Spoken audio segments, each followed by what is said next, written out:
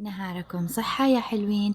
اليوم وصفتنا مغرية أنيقة وبتغير نظرتكم للحلا الصحي. في وعاء نفتت الكيك اللي سويناه بالفيديو الماضي ونضيف عليه دارك شوكليت مخفف بالماء حتى يصير صوص سائل. نخلط المزيج لين يصير بالقوام اللي نحتاجه، بعدها نشكله على شكل أسطواني ونخليه بالفريزر حتى يتماسك ويصير سهل التقطيع. أنا اخترت أقطعه حلقات رقيقة.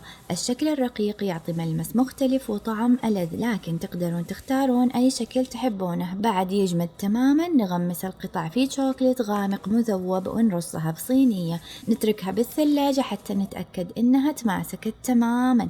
وبكذا صار معنا حلا راقي شكله يفتح النفس وطعمه يذوب بالفم، ومع ذلك هو صحي تماما وكيتو إذا اخترتوا المكونات بعناية.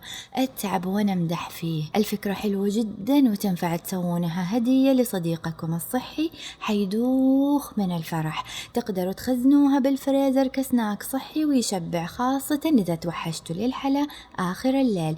جربوها وشيروها لأصدقائكم، صراحة تستاهل. وشاركوني رأيكم بالتعليقات، وإذا حبيتوا الوصفة لا تنسوا اللايك والاشتراك حتى نستمر نطبخ مع بعض. في أمان الله.